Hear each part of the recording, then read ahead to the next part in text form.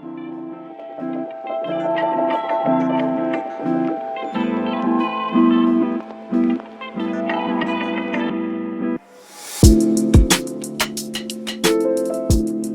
everyone. This is your girl, Sade. Welcome to another episode of the Win in STEM podcast.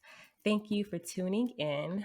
Win in STEM is a platform to highlight successful people of color STEMnists to show others how to get a seat at the table and win in science, technology, engineering, and math.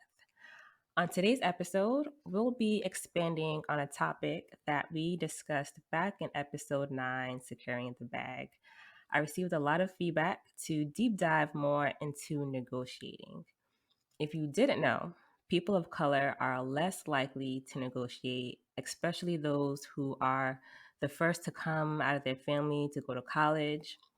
And then if we talk about women, according to Yahoo Finance, over a course of a woman's career, she will miss out on more than $1 million if she's not negotiating to make equal or even close enough pay to her male colleagues. So we have a lot to unpack and discuss today, and I have some of my good friends with me that will be joining.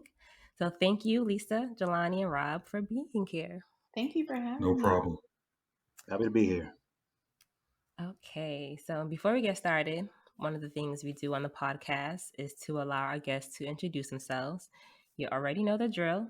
Basically, unapologetically telling our listeners who you are, what you do, your accomplishments, all the good stuff. So this is your time to brag, to shine, and just let us know about you.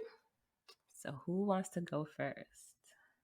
I guess I'll go first because I'm kind of short since I'm a new engineer. Hello, everyone. I am Lisa Hauser. I am currently a systems engineer for a defense contractor, and I recently graduated from the Winston-Salem State University with a bachelor's in information technology and a minor in computer science. And I was an intern for this defense contractor for 4 years before I got hired on as a full-time systems engineer. So that's all about me. Hey everyone, I'm Jelani Vassall, hailing from Alameda, Oakland, California. I currently work for a fintech startup based out of San Diego. I've been there almost a year and a half now, working, we'll call it program management and a little bit of engineering management as well. And we're hiring, by the way, I'll plug again at the end of the episode. Before that, I did a short stint for an autonomous driving company. And before that, I have about 12 years of experience in the DoD world in contract execution and contract management. Hello, everyone. My name is Rob Ramey, and I'm alum of North Carolina A&T State University, where my undergrad degree is in mechanical engineering with a minor in philosophy. Also recently graduated from Cornell University with a degree in systems engineering. Also in the aerospace and defense industry. Been in the industry about 5.5 years now, with roles spanning from test and integration, verification, and system engineering roles, program management, and risk management. And I've had the opportunity to have so many roles in a short time through a rotation and leadership development program that I've had the opportunity to be a part of. Really happy to be here, and I look forward to talking with you all. Thank you so much. I'm happy for y'all to be here as well. So let's dive in. Okay, so let's start with a scenario. You've been applying to jobs, you get an interview at a good company, and they extend an offer. People of color typically say yes and take the job on the spot. Why is this not okay? Why do our people accept the first offer and not negotiate? Can I take this question? Yep, anybody's free to jump in. Oh, okay. So for this question, I think this really applied to me during my experience as well. So it really resonates with me. I believe, like, as people of color in our culture, we are brought up with the mindset that we just need to be grateful for opportunities and things that we get. For example, like when you're a kid and you're like, Mama, I want some J's or something like that. And then your mom will be like, you better be grateful for these little vans that I'm getting you, you kind of get that mentality as you're like getting older. You're just like, well, I just need to be grateful for whatever I can get. And so I know it may sound a bit far fetched with the example that I gave, but it extends some type of form of being content rather than challenging and reaching for more. Mm-hmm. And so I almost didn't negotiate because I felt like I'm fresh out of school with the average GPA. I have a lot of work experience, but I was just trying to be grateful for the opportunity that I do have. So it took me reaching out to others that were more experienced and have been through what I was going through, because I wasn't really sitting well with the offer that I initially had got. So yeah, I think that's where on my end, that's how I was kind of content. Well, I almost was content with just taking the opportunity that was given to me, just because I'm like, I just need to be grateful to be out of school and have a job. Mm-hmm.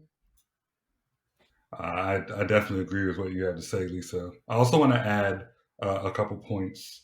One, I might be stealing one of your points, Sade, but I do believe a lot of people have this concept of it's already hard enough as a person of color to get into a certain industry or to get into a certain company. So I just need to take it, get my foot in the door, and then once I do my best, I can renegotiate as time goes on. But often, as we know, other things can get in the way once that happens. I also think that there are people who just don't have the knowledge about what a particular job may or may not be worth, especially if they're the first in their family to graduate college or the first in their family to have a degree in one of these industries that aren't typical within their family. So maybe their family is full of doctors and they're coming out as an engineer, and so their family doesn't really have advice to give them, and their friends may not have advice to give them. And I think that can play a role into just knowing how much you should be asking for or should be presented to you once you do get an offer. That is an excellent point. As far as if A, you're taught that you should be grateful what you're given, and then even if you are feeling like taking a risk and asking for more, you may not know how to go about doing that in the most successful way, and then know how much to ask for, what the market value for that particular job and time and location. There's a million different variables that go into an offer. So it can seem very overwhelming to anybody, and it all is happening in a pivotal point in your life. So you may not even feel comfortable to go out on that limb and take that risk. So it also can come from a personal level of, I don't want to offend this potential employer by asking for more money. But in reality, a lot of companies give you an offer with the full intention that you're going to negotiate. So that is their offer is, there's wiggle room in that. So you don't necessarily need to worry about offending the company. Don't get me wrong. There is a right way to go about doing this, a proper way to going about doing this. But if you're not encouraged to go negotiate and you don't know how to go do it, and then you don't feel like the risk is worth it, you may not actually follow through and then execute to get the negotiation. But overall, this is the starting point of your career, or even later in your career. It's the starting point with that company. And we all know how compounding interest works in your raises and everything that comes afterwards. So this is a critical point that you put your best foot forward and get a solid offer right out the gate to make sure that you are rated competitively going forward. Yeah, I definitely agree. And I like the point that you mentioned, Jelani, about exposure, because that happened to me. So I'm the first out of my family to go get like a bachelor's degree. So when I got my offer, I didn't know that negotiating was a thing. Like my parents were like, "Okay, wow, that's big money. That's more money than we make. Go ahead and get it." No one really advised me like, "Hey, there's a thing called negotiating where you can go out and get some more money or request additional benefits in your package." So I think being aware of what you can or cannot do is definitely important. So let's debunk some myths. So, myth number one: companies don't expect you to negotiate. True or false? I'd say it depends. As Rob mentioned, there are plenty companies out there who put out an offer completely expecting you to counter, and then you kind of work your way towards a middle ground. But I can say, especially here in California, there has been a little bit more of a push for companies to be a little more transparent with their salary range offered up for a job. And so you'll see jobs and they'll have a not some ridiculous salary range like 100K. They'll have like a 25 or a 10K salary range for what they think that they're going to offer for someone who gets the job. And it kind of helps with your negotiation, knowing that even if you do want to ask for more on top of what they've put out on the table, knowing what they've already said is what they deem to be acceptable, and being able to compare that across the industry and across the job you're looking for. I agree with Jelani, and I also wanted to say that I think that the years of experience is also a thing because I feel like when you're coming straight out of college and you really don't have much experience, they're probably not gonna think that you'll counter or anything like that. But I feel like for more engineers that have some type of experience under their belt, they will probably assume that they will counter their offers. I always like to remind people that when you get a job offer, this is the job saying they're interested in you. And so if their interest in you isn't providing or equivalent to the way you value yourself, then there's nothing wrong with saying, hey, I think I deserve a little bit more, and here's why. And that's even if this is your first job out of college, or even if you haven't been to college and you've proved yourself to get into a company outside of what their normal standards are. Like they've said it's okay for you to work here, and so there's nothing wrong in asking for what you need to survive. That is a perfect point, that them extending the offer is their attempt to express interest formally.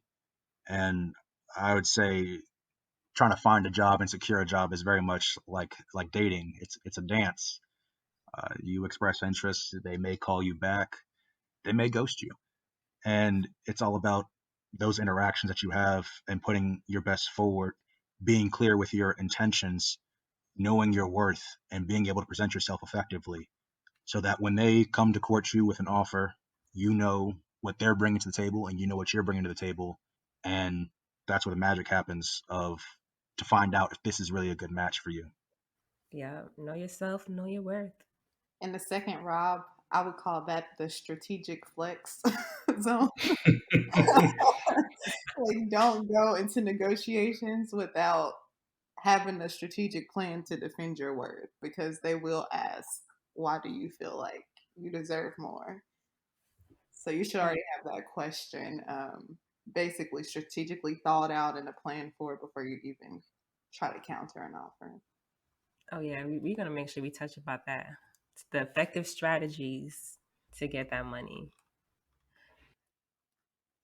So, myth number 2: I shouldn't ask for the salary I really want so I can get my foot in the door.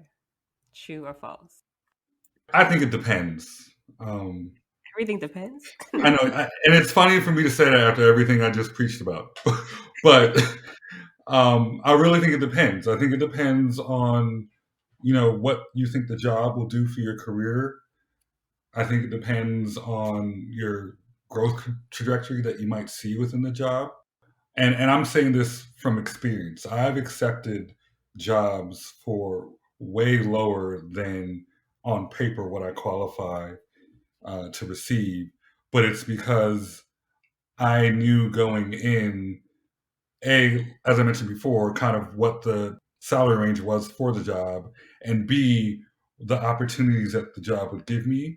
And I also had a strategic plan for what would happen if I didn't get those opportunities, and basically the moves I would make right after. So I think negotiation is important, but I think there's very specific times where you can get away with just saying, okay, I don't want to try the back and forth right now because I have a long-term strategy. And as a part of my long-term strategy, I don't need to try and negotiate right off the bat. And also the number that you give them, it should be realistic. You don't want to say, "Hey, I want my salary to be 6 billion." No company is going to give you that first offer. So, first knowing your goals, right? What you're looking for to the company, doing some market research to see how much people are making in that area, and then use all that information to kind of based on the salary that you're looking for. Most definitely. I'm of the similar opinion of always shooting your shot. Now, your shot should be realistic. If you're not a shooter from half court, you shouldn't be shooting from there. And as Sade said, your ask should be realistic. Market data is essential, and you should be doing this honestly during your job search. So, but before the offer even comes in, you know what the market rate is in the area. And I'm not sure if this is the time to actually give some resources on how to do market research. Google is your friend at the end of the day. My opinion is, like I said, always shoot your shot for what you want within reason. And the worst they can say is no. And at the end of the day, you knew that you tried your best, and then you'll understand if that is a good match for you if they do say no, or maybe you'll be surprised. That's been my experience. I've gone on the limb and pushed the boundaries further and further and surprised myself when they've said yes. They've either matched or come back with a higher offer, and it's honestly built up my confidence over time and my comfort level to really push for more and be aggressive. That's not always going to work, but that's just my personal approach to making them the best outcome for the things that I want. Mhm. Myth number 3: salary is the only thing I can negotiate. True or false?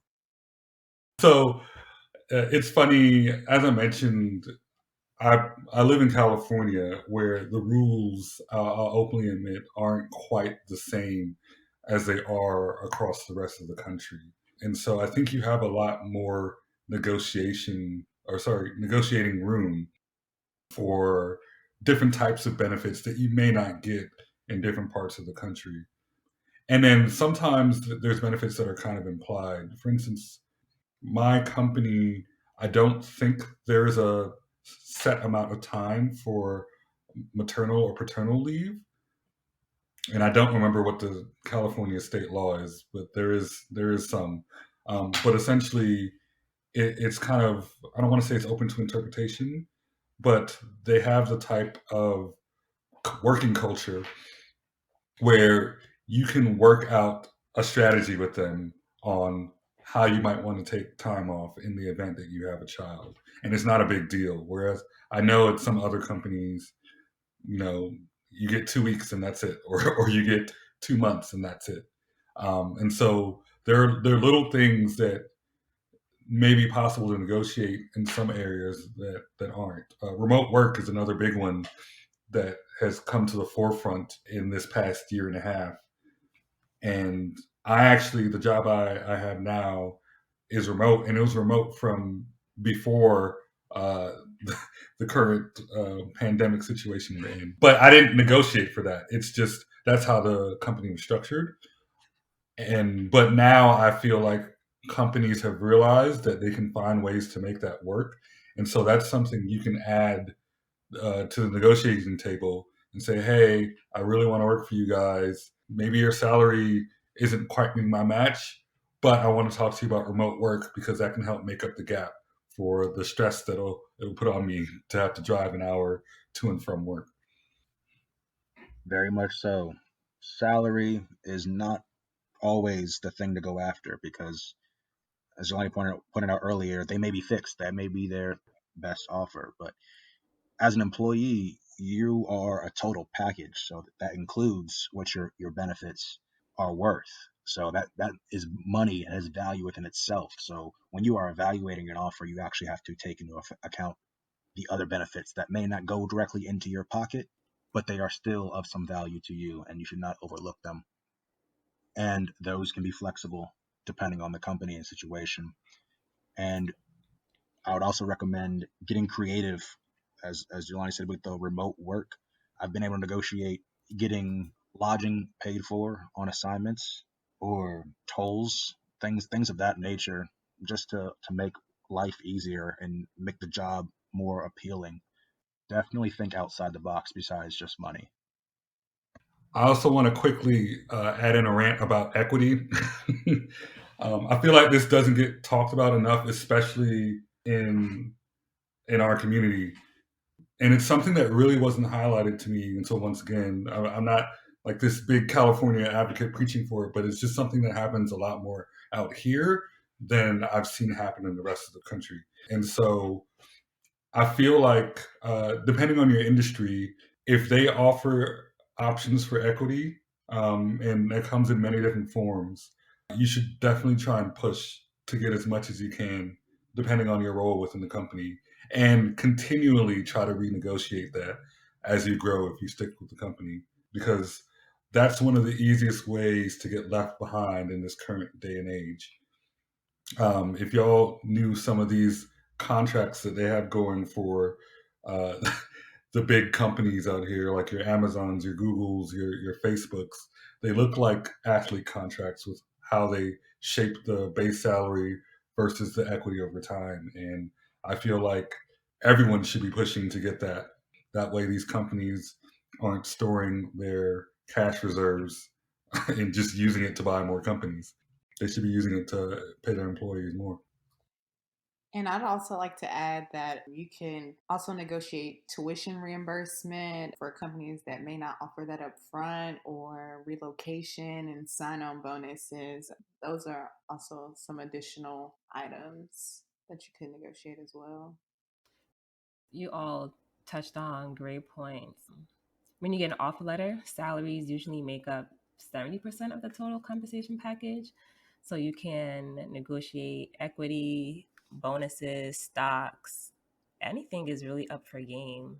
Food, man, I know everybody spends a lot of money on food, so imagine if your company subsidizes your monthly grocery bills or something like that. What? Wilder things have happened.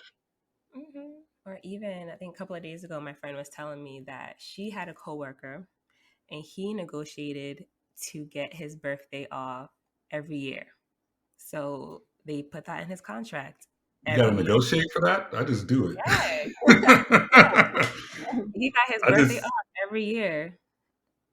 Yo, anything's up yeah, for you. Jelani said he's not asking. He said, I'm not going to do yeah. this I on the 15th. But why use your vacation time when you could put it, put in that negotiation package? I don't recall saying anything out loud about using vacation time.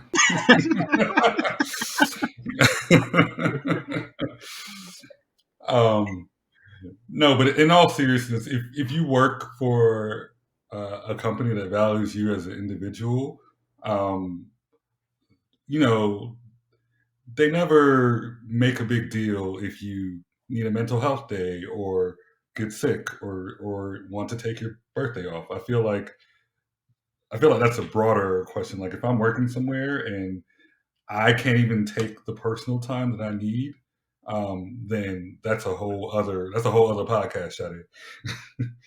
Yeah. I felt that.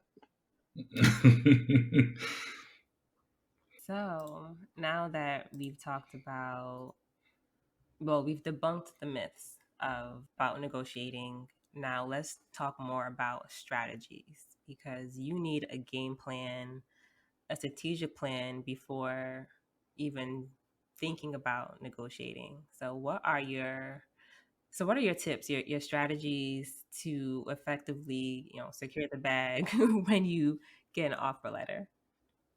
From my experience, the first step was I thanked them for the initial offer. And then the second step I took was like state in my position, saying like I'd like to counter with desired number. And third was like what I was saying is like the flex zone.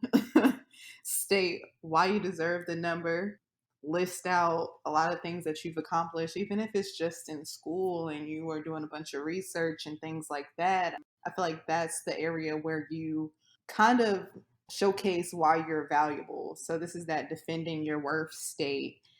And yes, like when you walk into a car dealership, see how the salesperson acts when they're trying to sell you a car. And that's exactly how you should do when you're in this flex zone stage, which is like the third step that I took. And it just so happened that I didn't have to go to a fourth step because it worked out on the third step. So when they came back with the offer, I just want to say research, research, research.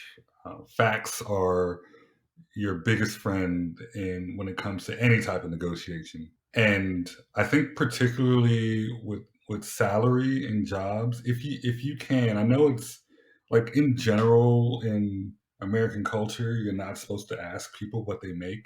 I feel like that's a rule we should start breaking more and more. Uh, ask people what they're making. And I know there's websites like your Glassdoors, your Indeeds that kind of list the average salary range for certain positions, but they're not always the greatest at knowing what it is regionally or within a certain company. And so it doesn't hurt to ask. The most someone will say is, I don't feel like sharing that with you. And then you can ask the person right next to them. But just try your best to get the best idea of what the number is you should be chasing in the first place. That is very important. One point of research is just simply asking other people in the company or in the industry in the area, because as Jelani's pointed out, in California, they don't pay quite the same as, Texas, Florida, or New York. It's all based on your area. So that's just one factor that comes into play when you are thinking of, is this a good offer and how do I counter this? Just because Billy is making 95K is not necessarily a reason or supporting evidence for why you should be paying 95K. There's like said, facts are king. So you have to come up with supporting evidence as to what you are worth, what the market value is, and that's through your Glassdoors, your salary.com, Robert Half, and I've even used, they're not always, it's like a Wikipedia, but Fishbowl is like a platform of professionals who can post anonymously, and they actually talk about their salaries and just corporate life in general. You said Fishbowl? Yeah, Fishbowl is an app. Write that down. RobertHalf.com is another one for the tech industry. Bureau of Labor Statistics is another one that is constantly tracking salaries. So definitely check those out when you are doing market data on the salary itself and the location, and you're based on your experience level. There's also Blind is a similar app to the one you mentioned, Rob. and Glossador, that one, I'll use that one to kind of help me gauge where I should be. But at least I say definitely reaffirm your interest and express that you are interested in the position. Even if the offer you feel is low, you got to pick your head up and come back with the positive energy that you are interested in the position, and then come with the supporting evidence as to why you are worth X amount. And I would like to point out that supporting evidence can include like basically your current living expenses. You say, in order to maintain my quality of life, my rent is $1,200, my car payment is $300, and I spend $600 on groceries a month. And so I need a certain amount of money in order to maintain the quality of life that I currently have. And that can sometimes help with an offer that might have come in less than what you're currently making. I would actually see that going either way. In my eyes, if I was an employer and you tell me you spend $1,200, $1,600 on rent, I'm kind of just like, okay. That sounds like, like I said, that's why I framed it as quality of life. So, oh, yeah. You're absolutely right. Because I could walk in and say my rent costs $5,000. Meanwhile, the average rent for the area is $1,200. And the employer can just laugh at you and be like, well, I'm not paying for you to live in a penthouse. It's like, sounds like you need a roommate. Yeah, but I definitely agree with all your points. The first, know your worth, know yourself, know your worth. Make sure you know your strengths, your skills, what you can bring to your table, and kind of use that as ammo when you're defending yourself on why you should get a better package. Doing your research, either using the website mentions, PayScale, Glassdoor, your network, LinkedIn, salary.com. There's so many resources out there that you can kind of see what companies are paying based on the location that you're living and even just position that you'll be working. And then I think one of my last strategies is also having three numbers or three salaries in mind. You should have a mama I made it number. So that's your top number, that if they give you this number, you feel you're on top of the world, like you're good, you're Gucci. You should Not enough have zeros in the world for that number. right. Or you should have a mill number, which is your ideal number, that you feel comfortable if that company gives you that salary. And then you should also have a bottom number, which is your walkaway number. You don't want anything less than this. I think having those numbers in mind when you're looking to negotiate really helps. So you're not like scrambling, okay, how much do I really want, or how much do I really need at this moment? So yeah, definitely do your research and know what salaries in mind that you're looking for. And I like to add one last thing, Sade. I would also state be firm. Like refrain from using like uncertain terms like I believe that should be like I know, like things like that. Because sometimes like if you're just too lax about it, you might not get a counter. So I would say you can, be humble and still be firm with what place you're stating in. So Mm-hmm. Most definitely. That's advice for life right there, not just negotiations. Confidence is everything, and you got to believe in yourself because if you don't, who else will? And when it comes down to it, it's literally you talking to them, and that confidence will go a long way. And as you practice it, it's just like a muscle. You'll get better and better. You will gain experience in negotiations, and you'll learn what tactics you favor, what tactics are successful, and you'll become situational and more flexible as you approach these situations and more comfortable. And that'll come off in your negotiations. The confidence, the comfort level. And once you know what you're talking about as well, through talking to people, going online, all of this plays into you presenting a solid counter offer. I'm being nice to the microphone, but I'm over here snapping my fingers at both of y'all in agreement. So is the process of negotiating the same or different when you're entering a new company versus getting a promotion? Let's say I've been in the company for X amount of years and I received a promotion. How would I go about, or would the steps be the same to get more money for that promotion? Because I guess the benefits will stay the same since I'm in the company, but salary wise, how would I advocate myself that I deserve more? I would say it's the same but a different flavor. Now, realistically, if you're going for a promotion, you should be advocating on your own behalf routinely, not just when it's come time for reviews. That once a year, that's too late. That ship's already sailed. They've already made their picks. You should be having conversations with your leadership, with your team, your stakeholders, building these relationships. They know who you are. They know what you've done. They know the impact that you bring. So it is more of a familial relationship when you're having that conversation, when you're already inside the company. And at the same time, you can be outspoken in a respectful manner that this is what you're looking for. As you've built these relationships, you become closer to your coworkers, your leads, and your management. So they already know what the expectations are and that you are on the same page.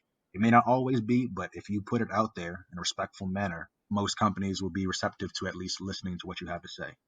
Now, on the outside, looking in, you've got the suit and tie presentation package ready to go at all times. And it is very much, like I said, it's a dating, it's a dance of trying to understand their position, where they're coming from, and coming in confident. So the only difference is from outside versus inside. When you're inside, you have the relationship that you should be building regularly through your job, working with your coworkers, and leadership, that what your expectations are, what you're looking for growth, being outspoken, like I said, in a respectful manner. But if you're on the outside, try to look for contacts through mutual friends, build your network. And if you don't have that, it is very much still relying on your research and confidence. And that is how you secure the bag. I couldn't agree more. I'd also like to quickly add, Sade, that I feel that tenure in a company does not mean that you can't renegotiate some of the other benefits outside of salary. Um, y'all have now given me the idea that I need to go ask to have my birthday off officially. um, but yeah, like kind of the same points that I mentioned before. Things like maternal and paternal leave, remote work, maybe regular days off. I know some companies, once COVID started, they allowed people to approach them and say, "Hey, I need to take every other Friday off because this is all just too much for me," and they allowed things like that. So, especially when it comes to your well-being and items around your well-being, I'd say never be afraid to renegotiate that because that's how you're a better worker. And any good company and good management will recognize that. If you're still able to produce despite whatever extra benefit you're asked for, it should not be a problem. That's a good point. Good point. So, does anyone have any success or failure negotiating stories? So this the story I'm going to share. Hopefully, I don't give too much personal information, but it's along the lines of what I mentioned before about making sure you talk to your coworkers about what they're making and how it relates to what you're making and what you're doing, your job function. I'll never forget in one of my first jobs out of college, I was the lead of a bunch of interns, kind of managing projects. And we had a group that was doing really well. Intern got hired on full time, and either over lunch or in talks, I'm like, "Oh, what they get you in at?" And he let me know, and I was like, "Oh, wow." He was making more than me, and I was like, "Oh, okay." And I wasn't jealous or anything. Of like more power to him, but I immediately was like, I went to my manager maybe a week or two later, and was like, "You realize that this is kind of out of whack in the sense that you know just tenure wise, I've been here longer than this person, and they weren't hired into a position above where I was. Because that could be the case. If he had been hired above me, then hey, more power to him. He make more money. We're good. But I just kind of took this basic fact. Was like, hey, what can we do about this? I did the very much what can we do to make this better kind of our company approach. And I also made sure I did it at a time. I think Rob mentioned this, kind of having this continual conversation, but I did it at a time outside of the normal performance reviews or salary reviews. I just did it almost right away, and I just let them know that like they should understand how not necessarily wrong this is, but how out of balance it is, and they should help add balance back to the situation and yeah, make it'll be worth their while because if you don't do that, then you have a resentful employee who might leave or whatever. And what I did wasn't in a threatening manner, and I think that's important. Like it's not like I walked in and said I'm quitting unless I get the same or more than what this other employee was getting. I was just like, I think you guys didn't realize how much salaries have changed since I started, and I've kind of been on this basic growth track, and I should be bumped now that y'all have the room to bump people. Inflation can be supporting evidence to what your pay rate can be. That's essentially market value right there. It's a part of it. Is the cost of goods is going up, and the appropriate salaries grow with them. Mm-hmm. Now, as far as my success and failure stories, I would say coming out of college, I had the privilege of being around a lot of ambitious people who we were taught, I guess, in college that negotiation is not a question, but a must. We were shooting from beyond half court, and a lot of my people were getting offers before me. And frankly, we just had conversations about how much did you get? How much did you get? And I could say that my success was due to my peers because they simply told me what they made, and I started, doing mental math based on industry they were going into, the degree, location, and I learned very quickly how salaries vary depending on what's in demand, because that's another thing that can change within even a 6 month or 3 month period. Is your particular role or skill set in high demand right now for your industry? You could be highly qualified, but if you're not in demand, you're probably not going to be compensated as such. And that is an unfortunate situation that a lot of industries may not be as high, in high of demand as others. And you have to level set your expectations of, you may want X, you may want to make six figures. But if your industry is not have that kind of growth chart, then you're probably not going to make that. And that is something that you will learn through your research. And like I said, talking to my peers, I countered my offer with 10K more, and they came back with 6K more. And considering the fact that I was happy with my first offer, and I was nervous, scared, everything to even counter and ask for 10K more, when I got the 6K more, I was like, oh, well, it's a good day. And it's literally because I had these conversations with my friends. So that would be, I guess, my success story. A little bit later in life, after having, a few negotiations under my belt, I'm experienced and feeling myself, feeling confident, and feel like taking more risk.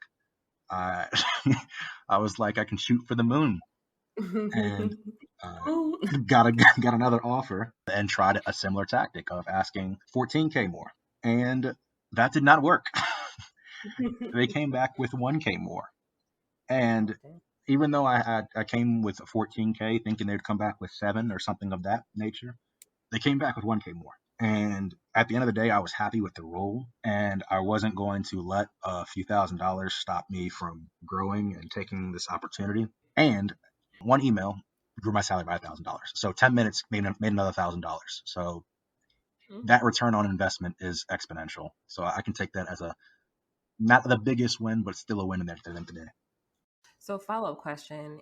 So, even if your initial offer is what you're satisfied with it, should you still shoot your shot or should you walk away? I feel like you should still shoot your shot. I made the mistake of just being like okay with the number that I had. But if I knew then what I knew now, I would have went a little bit over. Always shoot the shot. You miss 100% of the shots you do not take, whether they be vaccine shots, basketball shots, hockey shots, or vodka shots. Okay?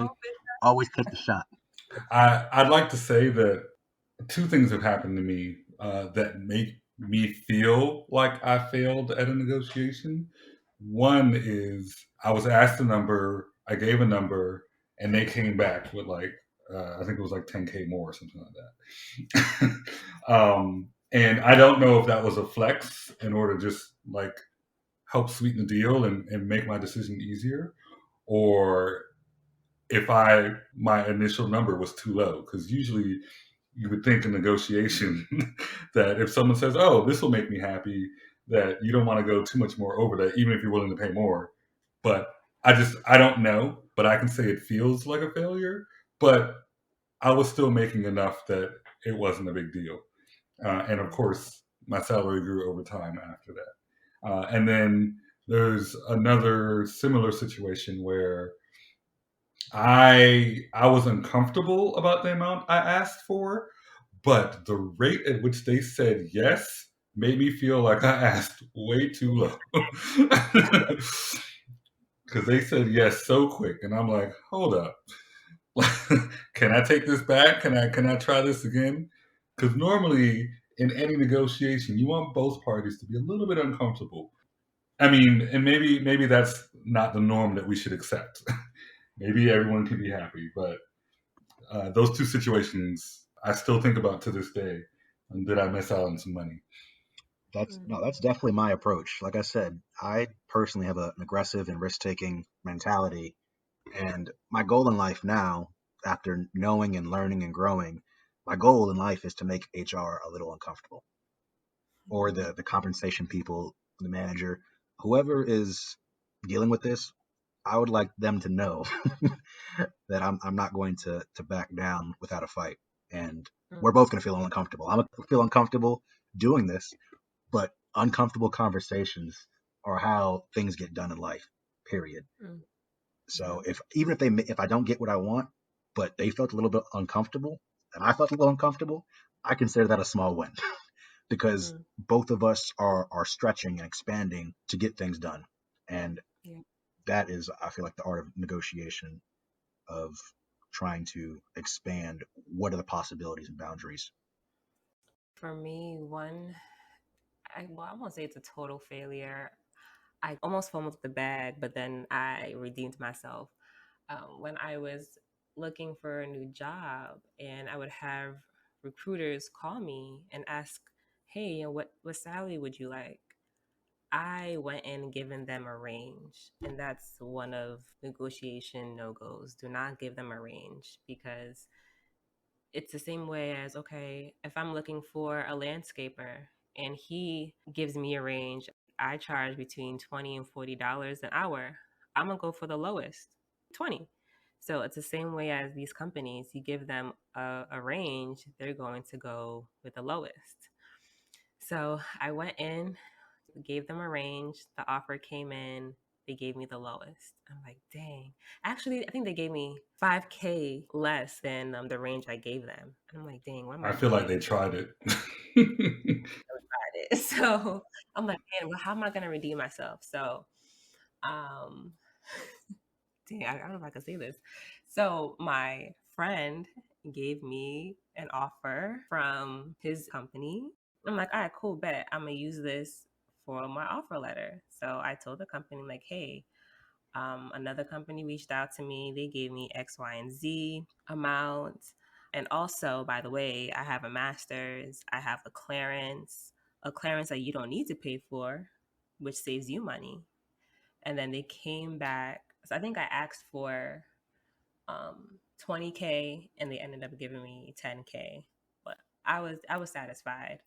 Just during that whole process from the beginning, when they were asking me questions, even before the interview stage, these HR talent recruiters, they're already formulating your offer letter package, asking you questions on what salary are you looking for, or are you renting, or are you looking for a home? Because depending on the answers you give them is what they're going to use to formulate your offer letter package. Oh, you've had someone from HR ask you if you're renting or looking to buy a home? Yeah, 'cause when they give you an offer letter, if you have to move, then they have to give you money to relocate. Or Ah, if okay. you have a home, then they need to find someone to help you sell the home and all that stuff. Okay. Yeah. So that was a learning lesson for me. Do not give them a range. I had two lessons when I was negotiating. The first negotiation I ever made was during my internship experience. So, my first year, I was just a summer intern, but after that, I became like a year long virtual intern before COVID and all that even came about. And so, I guess they also had some other virtual interns, and somebody made some type of mistake, and so they were just shutting it down for everybody, like turning your stuff, like it's the virtual stuff is done basically. I feel like right now, it's the drop of a dime. I still have to pay my bills, things like that. So I would stay in my place. I'm a very good worker. I produce XYZ.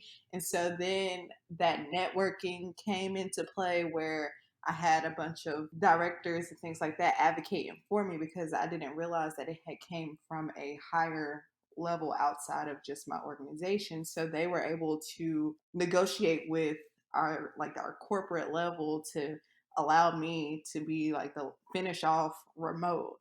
And I know we were going back and forth because I didn't get my initial intern relocation package. So what they had, I guess, gave me, they were saying that either we can give you this little bit of money for your relocation, or you can choose to stay remote for a year. And so, of course, I stayed remote for a year and told them they could keep the little relocation money.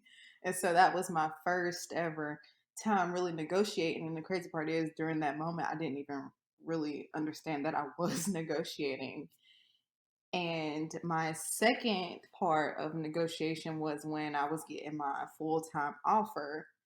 And so when I got my full time offer, I basically was offered what they would offer just any new, inexperienced engineer. And so at first I was like, dang, that's a slap in the face. I didn't been with the company for so long, I've been producing. And so I was like, why do they do me like that?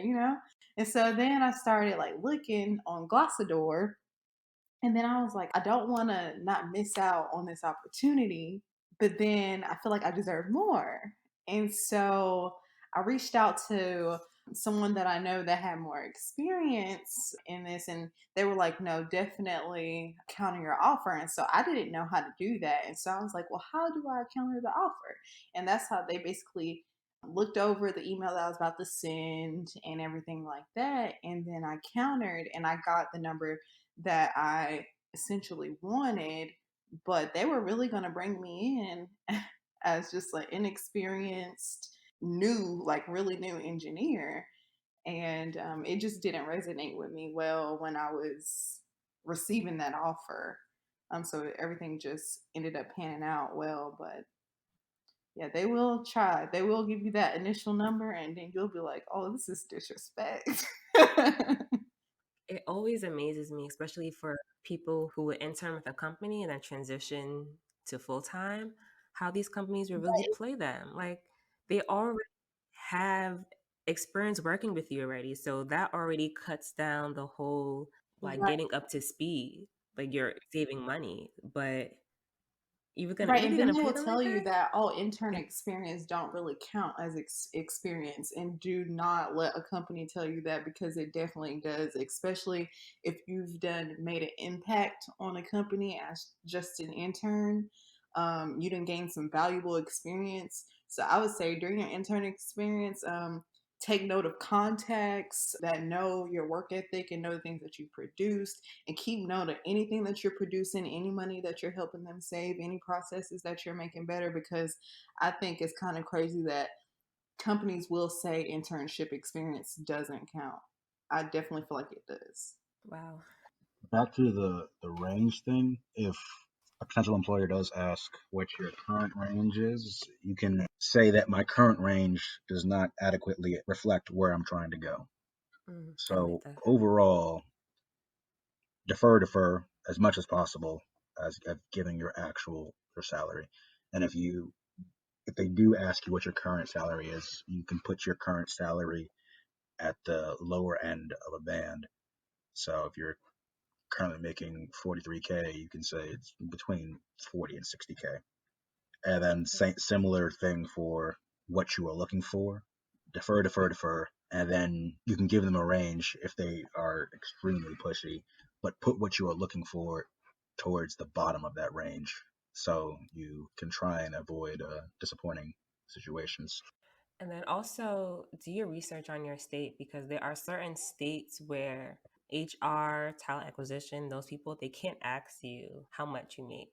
So also be aware of state guidelines. Shout out to California. Yeah, Maryland, Virginia, also they can't ask you how much you're making right now.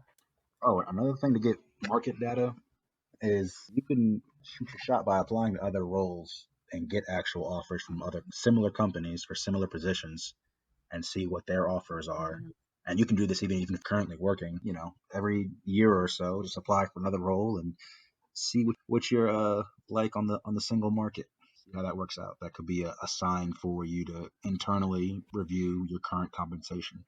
I'd like to use that to add to a point you made earlier, Rob, about making sure you present it in I guess, a humble yet confident way, because some companies can take it as you trying them if you come back to them and say, well, Google offered me twice as much as you. Like, you need to come up with your number. Like, you really need to make sure that you present a counter offer in the right light, so it doesn't seem like you're trying to just push up the price just to push up the price.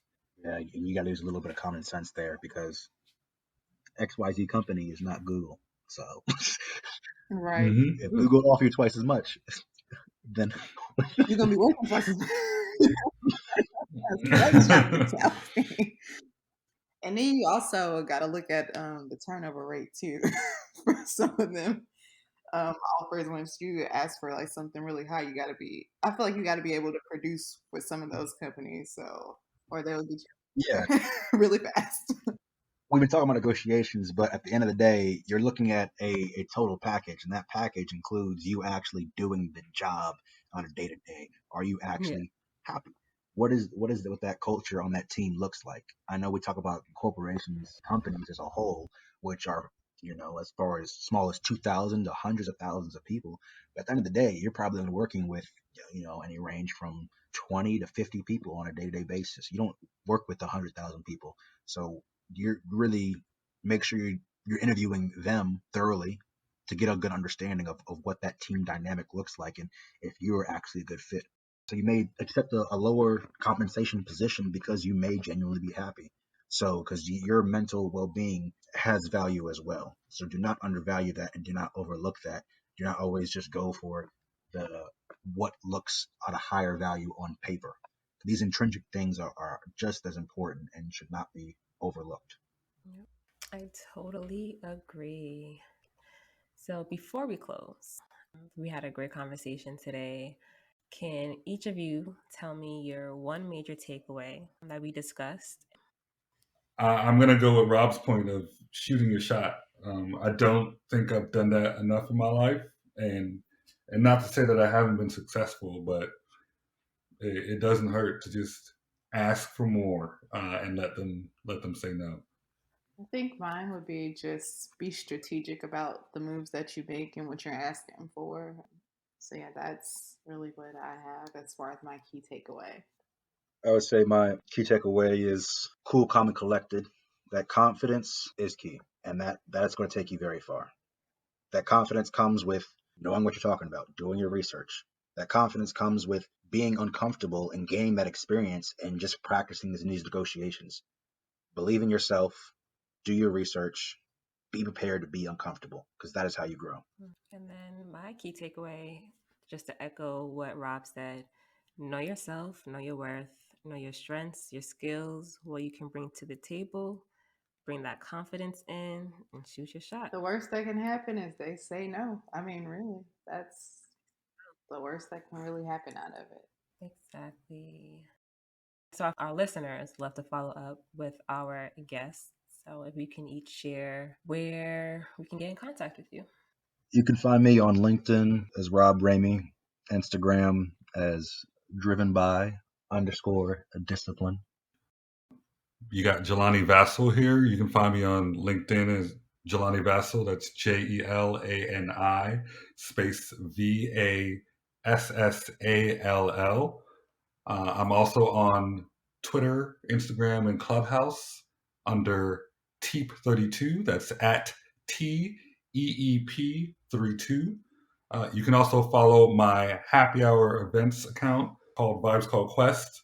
That is only on Twitter and IG at Quest underscore HH. That's QWEST underscore HH. We put on professional happy hours for Black and Brown people in the Bay Area. We're hoping to spin it back up once the world is safe again. If not, maybe I'll turn it into a clubhouse thing and try to give people a medium to connect. Hi everyone, it's Lisa Hauser here. You can find me on LinkedIn at Lisa Hauser. Hauser is spelled HAUSER. And you can find me on Instagram as well at simply underscore Lisa, and simply is spelled with 3 Y's. And yeah, reach out. Cool. And I know in the beginning, when we did introductions, Jelani, you mentioned about your job is hiring. Yes, so now I'll mention the company I actually work for, Travada.io. We are hiring across a wide range of positions. Specifically on my team, we're hiring for data ops engineering. This company works very similar to a Plaid or a Yodlee. We do data aggregation for small, medium, large size businesses. So definitely a fun job. It's 100% remote. Looking for people with experience in AWS infrastructure, Python, maybe a little machine learning, maybe a little bit of REST API web architecture. Once again, find me on LinkedIn. You'll see the job postings there, and you can reach out to me. Cool. So I'll make sure to include all their LinkedIn, all their Instagram, Twitter profiles, information in the description. But thank you all for being guests on my podcast. I appreciate it. I always enjoy learning from y'all. So I know my listeners will enjoy this episode too.